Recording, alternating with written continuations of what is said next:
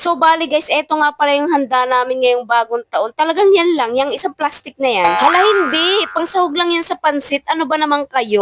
Ilalagay ko nga muna sa rep dahil mamayang gabi pa naman magluluto ng pansit. Huwag kayong excited. At punong-puno nga ang rep natin for today's video. Kung hindi pa magbabagong taon, hindi pa mapupuno yung rep na yan dahil laging tubig lang ang laman yan. Nagmarinate na nga rin ako ng liempo dyan dahil medyo nakaka-LL tayo ngayon. Ano yung LL na yan? Libag-libag? Charis. Nilagyan ko nga lang yan ng toyo, kalamansi, ketchup, asukal, semento, grab. Hala hindi, wala kayong buhos ngayong format. Nilagyan ko nga rin pala yan ng dalawang oyster sauce pampasarap na para bang ako. Hala hindi, mas masarap pa ako dyan. Nakalimutan ko nga palang lagyan ng bawang kaya dali-dali nga ako nagpahiwa ng bawang tsaka sibuyas para kapag tinaman nga kaming mag-ihaw, ia-adobo na lang talaga to. Hala hindi ka tatamarin ngayon. Syempre makakalimutan ko ba naman ang vitamins natin? Syempre hindi te. Unang-una yan sa listahan. Charis, nagka-acid ka na dahil dyan. At eto na nga yung pinaka-top 1 sa lahat ng handa, etong buko salad. Kaya eto nga gagawin ko na dahil kapag mamaya ako pag ginawa, baka hindi na to lumamig.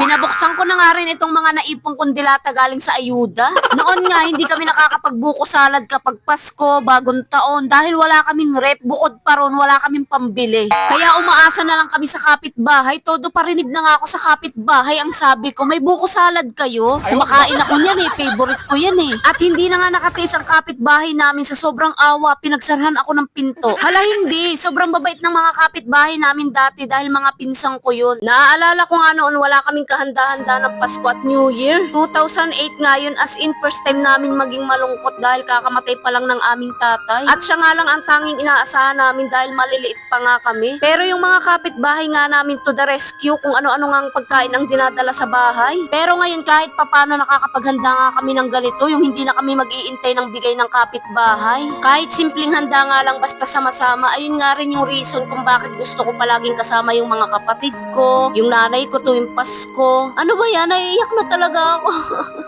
Gusto kong magpasalamat kay Lord dahil hindi niya nga kami pinabayaan. Alam kong hindi ako mabuting tao sa lahat ng oras pero nandiyan pa rin siya para gabayan nga kami. Hala, naiiyak na talaga ako dito. Bakit ka pa kasi gumawa ng buko salad? Naaalala mo na naman tuloy yung malungkot na nakaraan.